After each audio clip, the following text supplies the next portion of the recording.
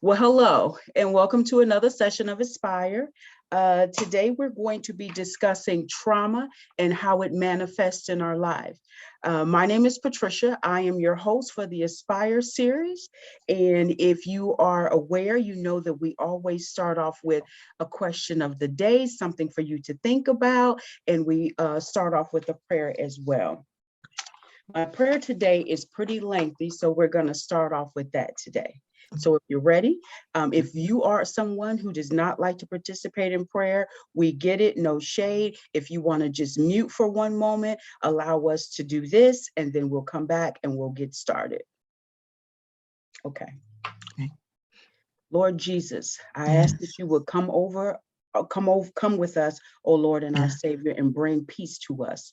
Come and establish your domain of peace and manifest yourself in such a way that we know that you are here. Yes. Help us to feel the depth of your love. I ask that you rebuke any forces that seek to harm us in any way and to have us tied and tethered and keep us locked in this prison of trauma. Yes.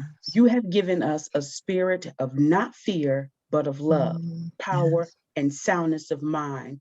That is what we claim today. As we pray, I ask that you draw from us all the pain, trauma, shock, and fear. Pour into us your love and grace instead. Heavenly Father, we ask this of you today. Lord, trauma has shaken us to our very core, to our very foundation. And I ask that you heal every crack with your love. Restore that trust and that grace to believe in you and to receive your promise and to trust in others. Fill every cell that we have with peace and healing and grace. Displace any darkness with your light. Keep us in your perfect peace, especially in the night season, and bring us rest. Send heavenly hosts to guard us as we sleep in quiet and to rest in your love. For this we offer, Lord, our praise and our thanks. Thank you, for Jesus Christ. Amen. Amen. Okay. Oh, I have a question of today. This one is pretty deep. So if you'd like to jump in the chat and give an answer to it, if you'd like for us to just kind of take a moment to think about it, and you can just keep this answer with yourself, but it's something that I want us all to be conscious of. I want to know, what is it that you crave in your life? What is something you crave in life? Definitely God's presence. God's presence. God's presence. Exactly. Anyone else want to chime in? Well, as always, I'll go. And if someone else wants to join in, they can. What I crave in life is peace. As I get older, I've been in situations and I've seen things that I have personally allowed to disturb my peace. So what I crave in my life is peace.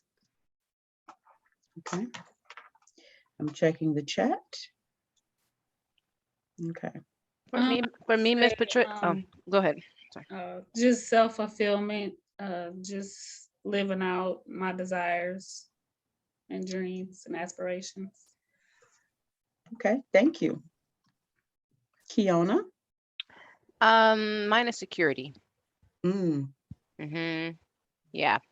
I feel a little scared sometimes due to illness. So security of having someone who I know that I can trust, who will be there for me. And have your best interest at heart. Right. Yes. Yes. Anyone else? Pray for people to crave God. I think if they would crave God, we wouldn't have the situations that we have, a lot of the situations, especially for our young people. I crave for our young people to really know God. Yes. That's a scary thing right now. Thank you. Thank you. And for anyone who may have just joined, we were just asking a question of the day. And that question of the day is, what do you crave in your life? That's what we're talking about right now. Would anyone else like to chime in? Let's see. All right. Well, we can get started today. I'd like to start off by saying why this topic, our trauma, our healing, was something that I wanted to discuss and something I'm so excited to have participants in. Because I think when we experience trauma, it manifests in so many different ways in our lives. And I think sometimes we are unaware what's considered trauma, how deep that trauma has affected us, and the different ways, once again, it may hold us back in life. So that's why I want to talk about trauma, because sometimes we can get so entrenched in trauma, we don't know our way out. And for some people, that will look like, oh, that person is unmotivated, that person is lazy, or that person just doesn't care. But oftentimes, it's not that people don't care. They can be just so lost in trauma that they haven't got up, got out, and get over that they get buried, and it caused them to look like something else, something other than what they are. So that's why I want to talk about trauma and how it manifests in our lives. And that's what we're going to be talking about, not only this session, but the next 2 sessions. We're going to be talking about trauma, how it manifests, and the tools that we can use to overcome that trauma, to find our light in the midst of that trauma. And some of my participants today and some of my speakers, you will see that they have experienced some trauma, but they have found their way out. And that's what our speaker today, Tonya, is going to be talking about. She's going to gracefully share some of her trauma with us. And most importantly, she's going to share with us how it manifests in her life and how she came out on the other end. Tonya's trauma is going to be grief and loss. Yes. But before we get that going, I would like to dedicate this show to Miss Valen Rogers. Yes. That is Yes, Tonya's yes. mother, and today is her birthday, and she would have been 81 today. Yes, 81. So this is dedicated to her. Yes. All right, Tonya. If you could share with us some of what you've experienced and what brought you out and what you did to help yourself come out. Right. So my trauma, my loss, Rodney, my son, passed away in 2013 on St. Patrick's Day. Mostly on St. Patrick's Day, everybody celebrate. So that day I had to make the decision to pull the plug on my 23-year-old son, which my whole life changed in front of me. I walked through it, and it was very dark. It was very dark. It was a very dark place to be in. That grief threw me in a place that I never thought that I would ever be at in my life. Dealing with his grief brought along a lot of different places, I would say. Depression was one of them. I never dealt with depression in my life. I was in a dark place, suicide thoughts, all those things I experienced during his death. I remember it was a time in my life when I knew about church, and I knew I was brought up in the church. I was raised up in church, but when you're dealing with trauma, you don't think about that type of stuff. You're just thinking about, I just want to hurry up and get through this moment. I want to hurry up and get through this grief. And I was sick. I was sick in my mind. I was sick in my heart. And I didn't want to accept the fact. I knew he wasn't coming back. I knew that was it. And I knew that started a whole new life. I had the same name, but my life was different. It was tremendously different. It was different in a way to where I didn't even know what to do with the grief. I didn't know how to handle the grief. I knew that I masked the grief. I can tell you that I masked it for years. And when I came to a place where my family thought I was okay because I looked it okay. But really, I was very, very suicide, very, very suicide. The thoughts was real. That dark place was very, very real. I got up, I did my normal routine, but then I got knocked back down with the grief. because I realized Rodney's not calling now. I don't have to go to no doctor's appointment, no hospital visits. So once again, it threw me backwards instead of trying to move forward. I thought I was moving forward, but actually I wasn't going nowhere because I was masking the grief and I was in a very dark place. So basically I was very hopeless in my grief. Okay. Tonya, Very you talk a lot about masking your grief. What did that look like for you? Because I think a lot of us do that. What did that look like for you? My masking grief was, my to-go thing was wine, marijuana, and sex. That's how I got through it. It was a temporary fix, and that temporary fix felt good at that time because I was sick in my mind, in my heart, because I had to accept something that I didn't want to accept.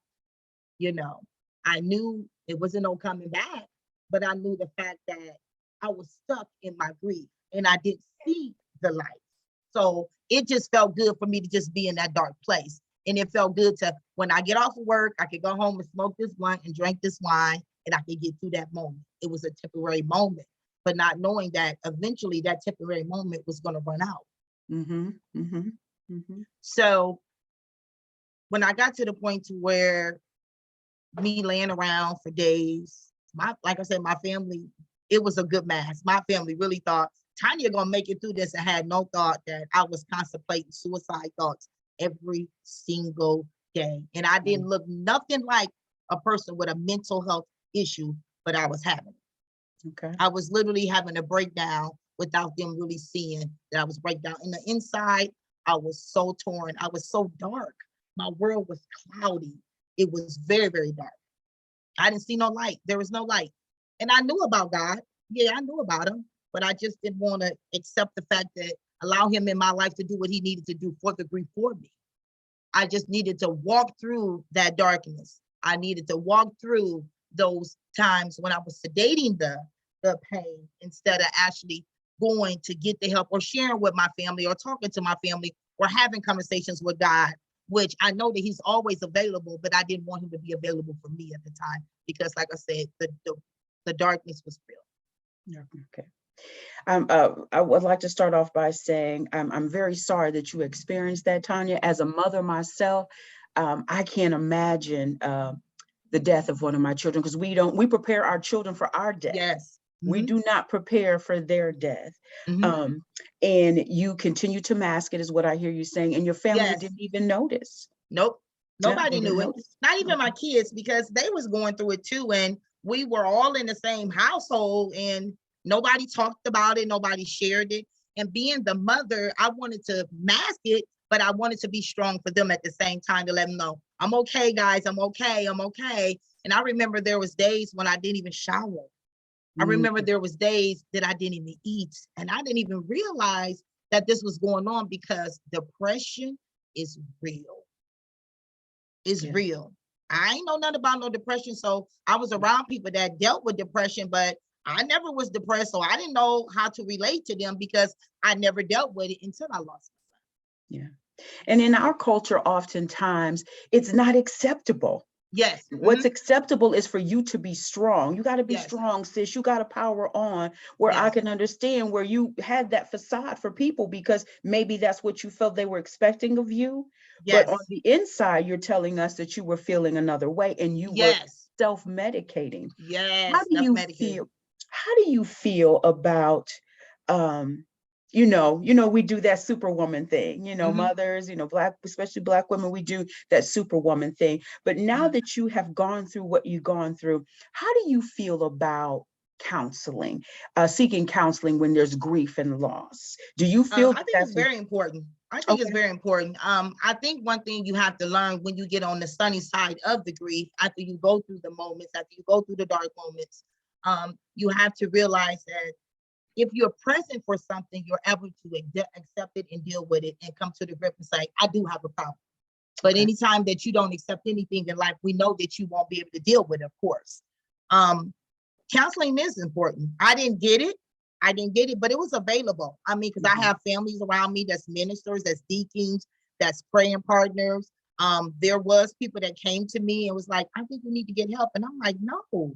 I'm not ready for that. I just felt like people wanted to push me into it And it's like, let me just give me a moment to process this. Let me Right. break it down in my terms so I can get it and be able to function in it. I didn't want to function in it like everybody wanted me to function in it. Mhm. I needed to go through everything I needed to go through in order to be the person I am today and be able now to be able to stand with other families and understand that I know what that mother going to, and stop saying, I lost a child like you, but I don't understand those dark days. I don't understand that depression mode. I don't understand those are suicide thoughts. I had to go through those things. Those are things I had to go to be the person I am today. So yes, being able to be in a room with other mothers Mhm. that went through what I went through, there was so much hope there. And I seen my life turn around when I was in a room with women that had already been on the journey longer than me. And I seen them operating and I seen them surviving and I Mm. seen them not masking and I seen them standing in their truth. Collaborating with Pastor Kelso, who is in the community now that have been on the journey for 25 plus years, Mm. that now is a beacon of light in the community now for grieving families. Going to one of her events, that's when my grief started turning around, because I was in a room full of women that had experienced what I experienced, and I actually got to witness them operate in it. Okay.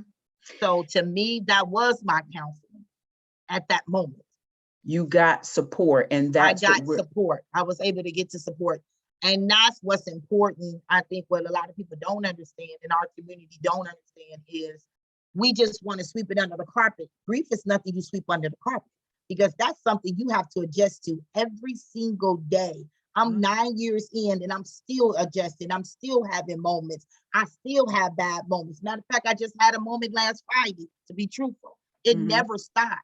But if you can get it with a support group to help you process that grief, to be around people that you can really bounce off of and they can encourage you and y'all can encourage each other, it gives you a form of life again after that grief. Okay.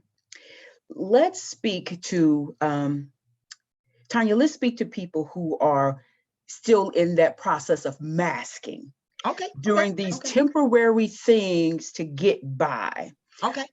Could you talk a little bit about how masking your grief, with drugs or alcohol, how did that manifest in your life? It ended up turning out for the good for me. It really did. Because I had to go through it, for one. Okay. And I think what we have to realize is the more you present for the grief, the more you get through the grief. And when I mean present, I mean be very transparent of what you're going through, your emotions. If you could get, like I said, if you could get around with some people to where you don't have to take that route that I took, but I took that route. And we can come out of that route. That route is temporarily, and we can come to the sunny side of that route. So be present for the moment. Be very transparent about, like, today, I don't feel like talking to nobody. Today, I don't feel good. Or today, I really need somebody to come sit with me. Sometimes if you just have some people to sit with you, and they ain't even got to open up their mouth, but they're present to know that you care enough that what you're going through on this person that you sit next to that's dealing with grief. Sometimes just somebody sitting in there caring enough for you will make you care enough for yourself to try to do things just a little bit different with your grief, instead of masking it and being dependent on the drugs and the marijuana and the sex. So just having the support, somebody that can really just sit there and say, sis, I don't understand what you're going through. I ain't lost a child, but I'm going to sit right here with you while you have this moment. Okay. I like what you said, Tonya. Be present in the grief. Feel what you feel, express what you express. I totally understand it. And as I said, God forbid, I've never experienced anything close to the death of a loved one as of yet. But I was one of those that I was raised to always be strong. Don't let people know this and do that and do that. And what it caused for me was I would have inopportune moments where grief would just pour out of me. I could be in a happy moment, but because I couldn't suppress it any longer, it would just come. So one of the things I do now is When I feel like crying, I cry. Yes. When Yes. I'm upset, I say I'm upset. When something Yes. touches me, I Mhm. feel it to the most. So I Yes. really like what you said. I Yes. really liked you expressing that even though in the Mhm. moment when you Mhm. had that temporary, Yes. um, I don't know what relief Yes. or a distraction, I should Mhm. call it, from Mhm. your grief, Mhm. you knew that that wasn't the place to stay. Yeah. And being strong, what I realized too on this journey of grief, being strong pro-life, it cheats you out of what the grief really needs to do for you. So being strong, it cheats you out of what the grief really needs to be you. Because one thing about grief is not designed for us to carry it by ourselves. God Mhm. has to be the one to help you with that. That is Okay. just, you will never be able to carry the grief and be able to do it healthy. I can tell you that. You Mm. never will be able to. It'll be hard to, because dealing with that type of pain and trauma, knowing that a person that you carried for 9 months, and this is it. It ain't no coming back. And you see your sister with their son or your girlfriend with their son, and you looking at this and you become angry all over again. And it's just like, really, God, why? Mm. Why? And I think a lot of times being strong, you don't even have time to ask God why. And it's okay to ask him those questions, Mm. because you got to be vulnerable with him in order to get through the grief. When I started being vulnerable and said, okay, God, because God started putting things in my path, like women in my path that's grieving. I'm like, why would you put them in my path when I'm still dealing with the grief? I'm still mastering the grief. But really, that was a light for me to be a light. I just needed to line up with what he needed me to do so he can do what he needed to do inside of me. I mean, eternally. Because grief hits you to the root of your soul. Grief will take you out of here if you let it. Because those thoughts are real. It's real. Trauma is real. And I think a lot of times we just feel like we're supposed to be a slave to it. No, we're not supposed to be a slave to trauma. No. That's not what it's designed for us to do. And when I got a hold of that, understood exactly what God was calling me to do, I was able to flow in it a little different. I was able to get the help that I need by getting in with the support groups and be transparent with my kids about how I really was feeling in those days, and being transparent with my family how I was feel. When those moments start happening in my life, I just became a totally different person. Okay. Then that's when hope came. I know what hope mean. What hope mean when I was in that dark place. I didn't understand no hope, but now I understand how valuable hope is now in my life. I understand how valuable it is to be present in my life now. I know that I need to be present in this moment and able in order to help others be able to deal with it around me and one thing about it, be very transparent. Don't people look at you and be like, well, Tonya, is she okay? No, there was a actual preparation to this. I have to go through some things to get through this. And I'm grateful that I made it out, because there's some people don't make it out of that dark place. So when people talk about dark place or they're around me and they talk about that dark place, if there's anything that I can be a light to them, I want to market God love well for them. Because I know if I market his love well, he's going to give me what I need to continue to pour out. So if I open up my mouth, people will open up their heart and realize that she's real about this grief. She understands the emotions that's connected to it. She's been through some things and light hope that she found in the midst of her grief. Okay. And thank God, Tonya, that you made it out on the sunny side and you're here to share that with us today. So give us a picture. Explain to us what it looked like when you saw that, from that first glimmer of light to getting over to the other side. How did all that manifest? You talked about taking different steps and things you need to go to. Help us understand what that looked like. I knew that I was changing when God started allowing me to speak to other people's pain. When he started allowing me to ministry to other mothers that's on this journey, and even elderly women that's been on the journey for 30, 40 years that never had a chance to talk about it or share. All they did was just bury their child and went on to work. And here it is 30, 40 years later, never had the opportunity to grieve. Or never felt that they was safe enough to grieve.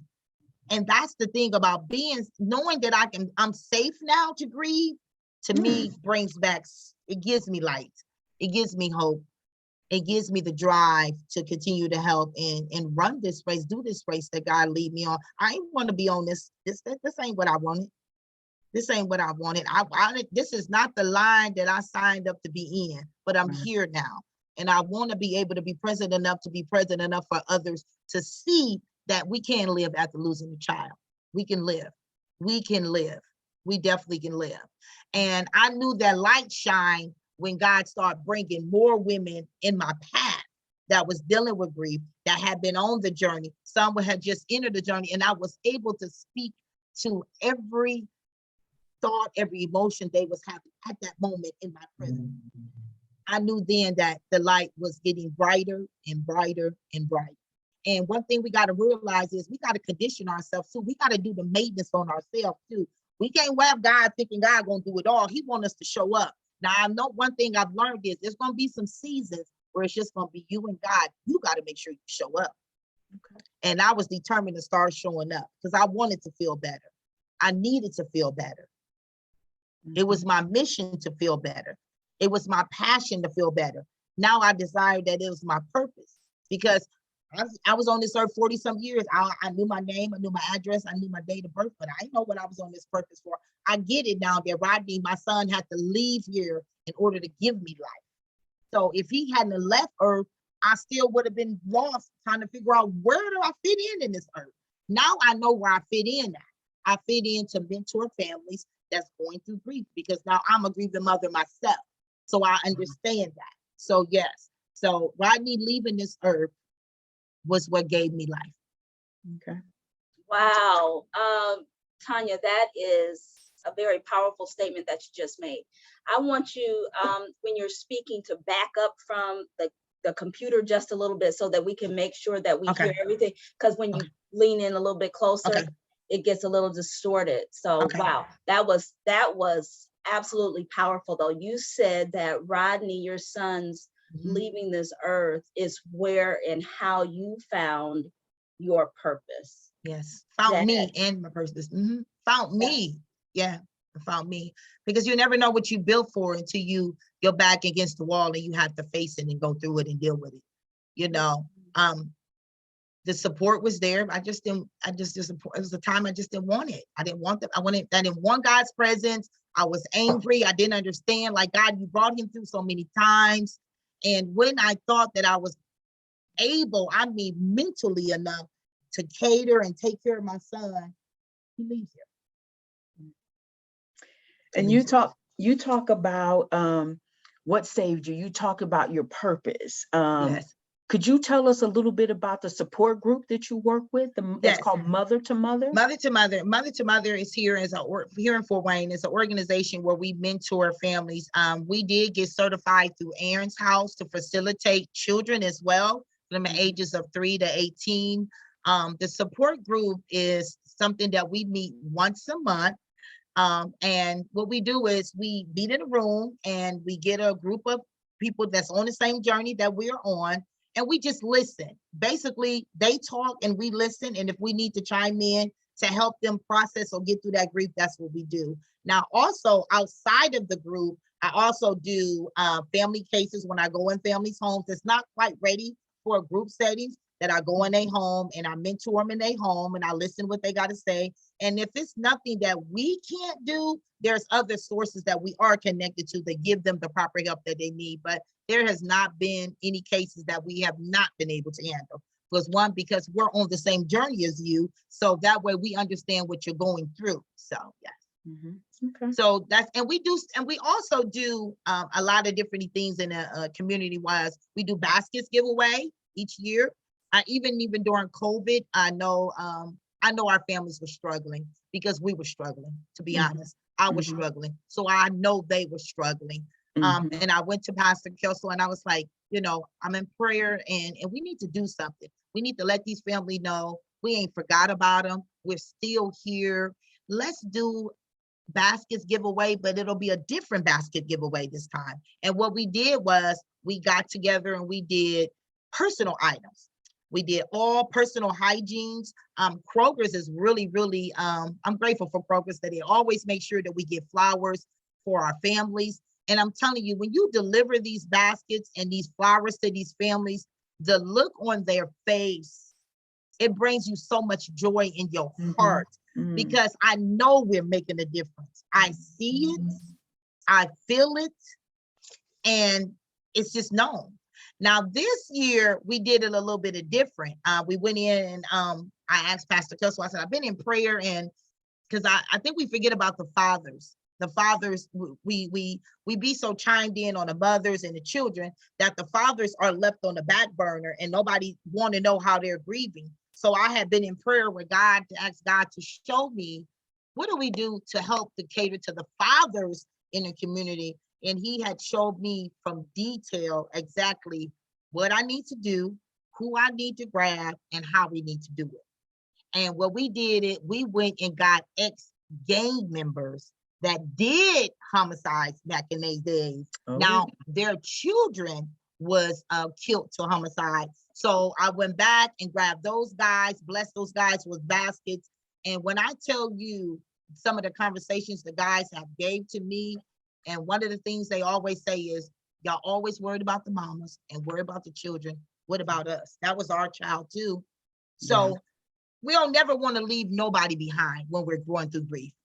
It's not all women's or children. We need to make sure the fathers is grieving properly too. We need to make sure that their mental health is being taken care and catered to as well. So being able to work with fathers, and we know that a lot of men, they don't talk about grief, but we've been able to get some of these fathers to open up and be vulnerable to us. So to me, that's a blessing to us. That's truly a blessing. That's another part of being that light.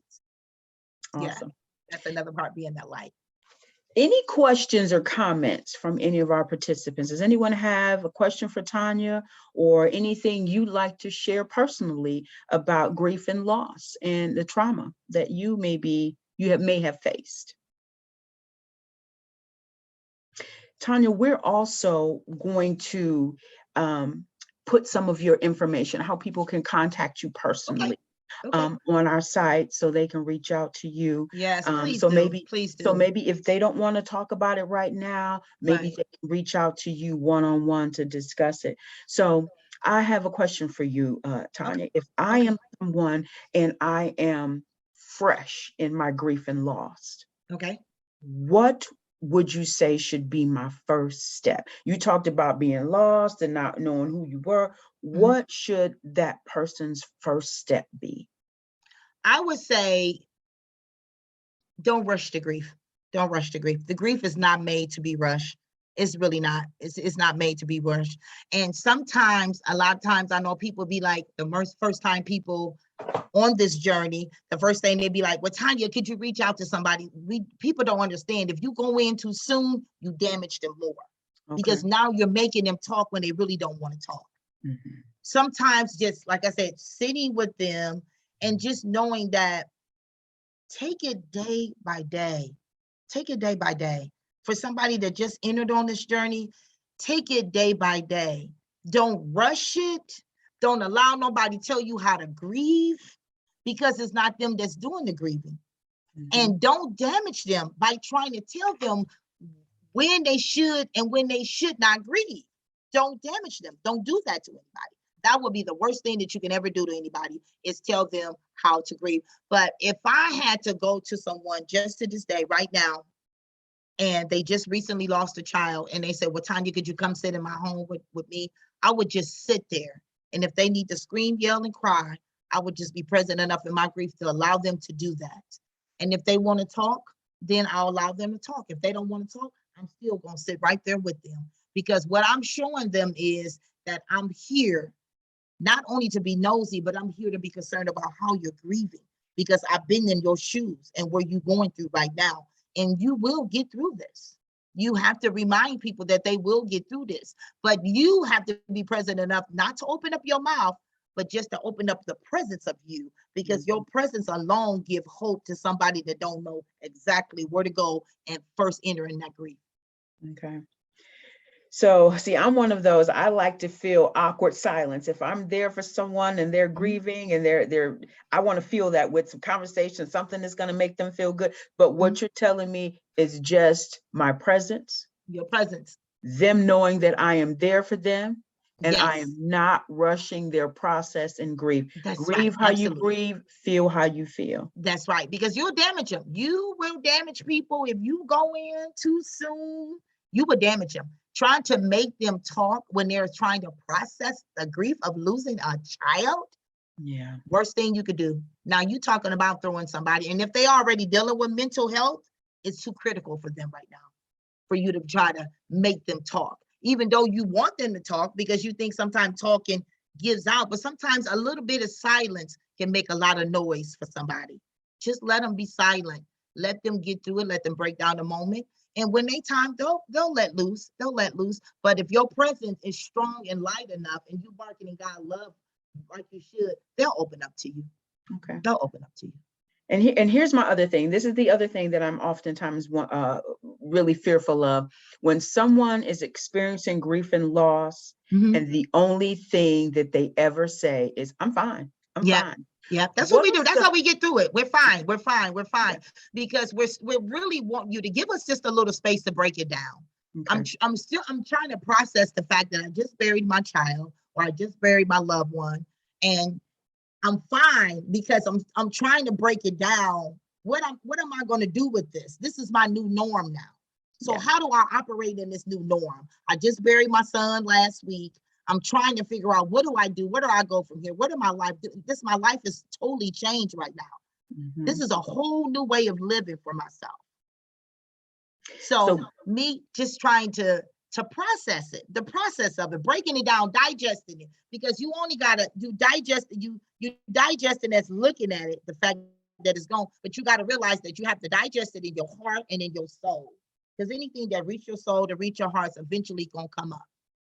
Okay. All right. So as a person that may be supporting someone who's going through grief and trauma, where is that? And I don't know if you can answer this, but Okay, where I'll is answer that? it to the best of my ability. Okay. Where is Okay. that? Giving them space to grieve how they need to grieve, Mhm. and recognizing those warning signs that grief is gone over the top. And this is someone I might really want to keep an eye on, because they may be in such a dark place that they harm themselves. How do I tell where this person is? What space do I allow? And when do I jump in there and say, hey, you might need a little more help than me just Little sitting help. here?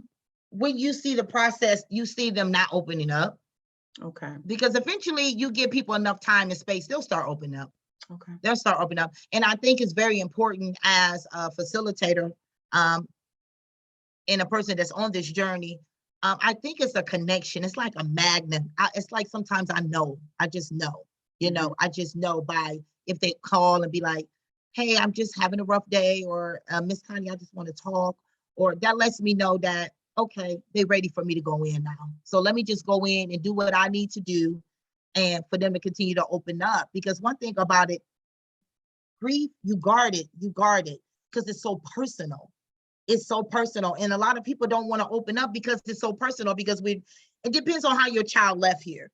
Because a lot of times people are so judgmental. Some of the things that people said to me after I lost Rodney was crazy. And I think one of the things was, well, you knew he was sick, he was going to eventually die. And I'm thinking to myself, that was a low blow. And by me being in a place not in my right mind, I was like, okay. Because I was already in a painful moment. So that's another pain that you just added to me. Yeah. You know what I'm saying? So I couldn't say what I probably wanted to say, but I understand now what they said to me, that I would never do it to another mother, regardless of the way their child left you. And that's where the part is, when you can really damage somebody, when you just don't know what to say. And it's just best, if you don't know what to say, just stay away from that person. Because if you're a very negative person, it's not a time for you to be around grieving people, because we're very vulnerable people. Very vulnerable people. We're fragile because we just lost a child. We're very fragile. I see. So like I said, once again, it's just important. It's very, very important to, one thing is be present for the moment. Be present for the moment.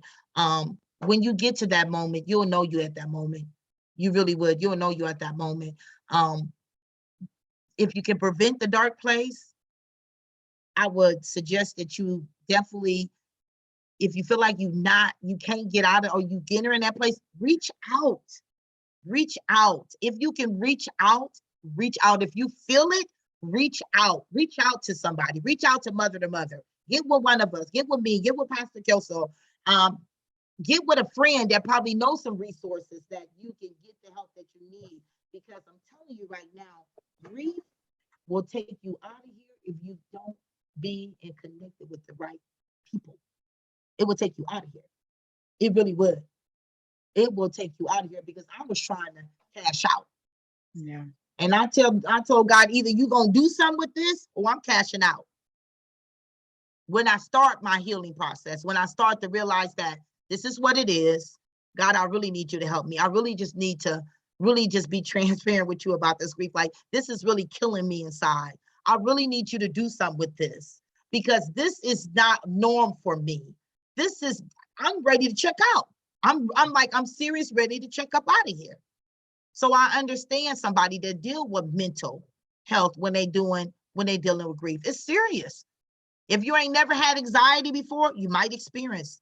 If you ain't never had depression before, you might experience it. If you never had suicide thought, you might experience it, because that's how serious and how deep grief is. Grief is an unexpected visitor that you never thought would come visit.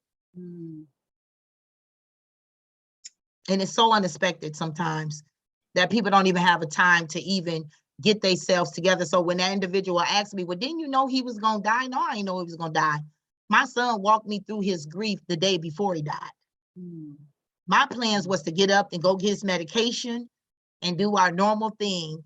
And he told me the night before, Mama, you this, and you done lived your life. You done took care of me. And I'm like, I don't mind doing that. That's okay. Just a normal little day. I'm going to take care of you. I'm going to be there. I'm going to make sure you get your medicine.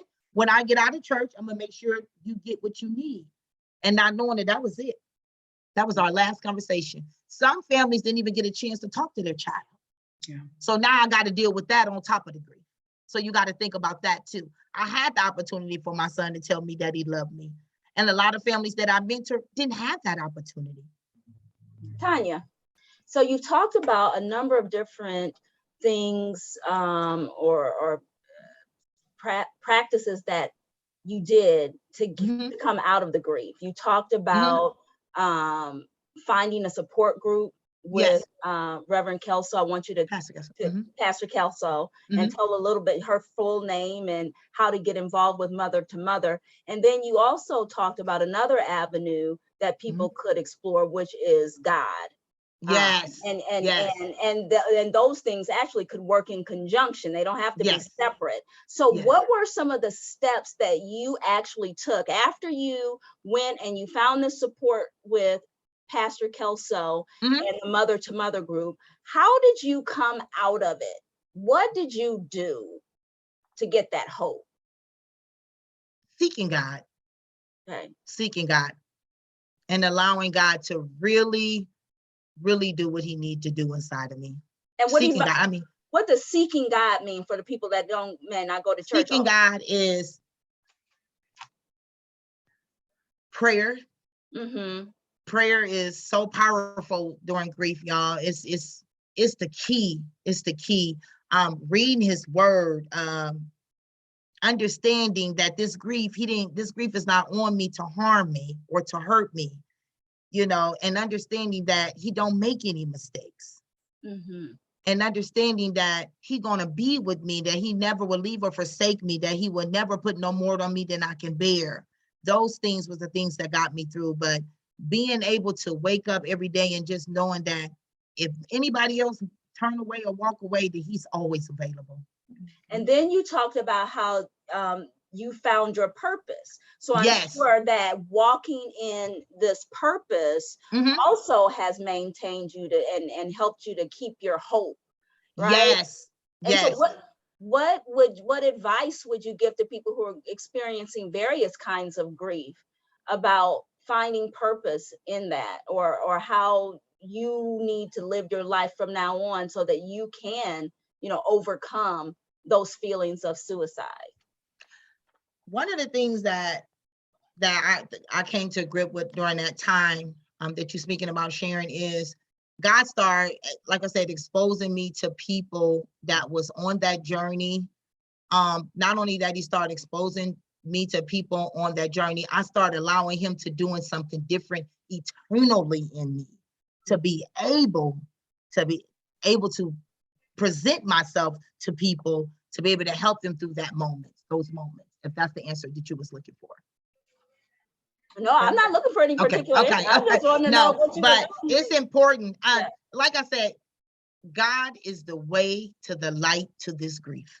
That's it. That's just it. Because he's going to show you every tool you need to get to what you need to get through the grief. He will line you up with the right people, the right connections. If you want it, you got to want it though. You got to want it. You got to want it. And I wanted it after I went through what I went through. I needed it. I wanted it. I had a passion for it. He stirred up my passion in that grief. He stirred up so many great things for me. Like, I'm a totally different person now, but it don't stop me from grieving. But I grieve differently now. I operate in it different now. I allow myself to be present and be able to do what needs to be done now with the grief. So support is so important, guys. Support in a relationship, a personal relationship with God is so important through grieving. It really is. Okay. It's the light. Does anyone else have any comments or questions for Tonya? Well, Tonya, we really appreciate you being here. Yes. Well, Patricia, first I do want her to talk about Mother to Mother and how people can get involved with that. Yes, contact please. information. Yes. So you can also go to our Facebook page, which is Mother to Mother. And it'll show you exactly like our upcoming events. There's information there where you can get in contact with Pastor Kelso, and her email is alicekelso@yahoo.com. And my email is Tonya9204@gmail.com. We're here. We're here, and there's anything that we can do to any family that's just entered this journey or just been on this journey for a while. We are here. Reach out to us. We understand. And I want you to know that anything that you share with us, stay with us. It don't be shared among other people, because that's what's important. Because if people know that they can trust you with their grief, they'll be better to open up to you. You can trust us with your grief. It won't be all on Facebook, all in the community. It'll be right there just with us. So you don't have to worry about that at all. And I just want to leave y'all with 3 words. And these 3 words stick with me, and these 3 words get me through a lot of days. And it's PPT: preparation, prayer, and time. Time will make that grief better. Prayer will help you to get to what you need to do to be a better person in that grief. I promise you, it really will. It will. Thank you. I think Sharon is adding that to yes, thank you, Sharon. She's adding that to the chat now. PPT, preparation, prayer, and time. Yes, because anything that time brings forth healing, if you allow it, right? That's what I would want to say. And you're healing daily with grief. You really are. You're dealing every time I go through a Zoom or a speaking event or sitting with a mother, or I'm standing with a mother tomorrow that's burying her child. Those things just really, it helps me to process my grief even more. That we don't never stop processing this grief just because we're facilitators. We're still processing it with y'all. Trust me. It just don't stop. We ain't got it all together because we mentor y'all. Trust and believe me, y'all help us get through some days ourselves. Just not being present with y'all and being able to be to help you through the moments. So I always say, children in heaven, mothers on earth. We're better together, people. We really are. We're better together. We really are. We better together. Thank you, Tonya. You are the definition of finding your light in the midst of trauma. And we thank you for sharing that with us today. Everyone know that we will add the contact information to to reach out to Tonya. If you need her, she's definitely someone that I would go to. Yes, thank you. Thank you. Thank you. Thank you. Thank you for being with us. Thank you. Have a great day. You too. You too. All Bye, right. Sharon. Bye. Bye. Thank you so much. Thank you. Welcome.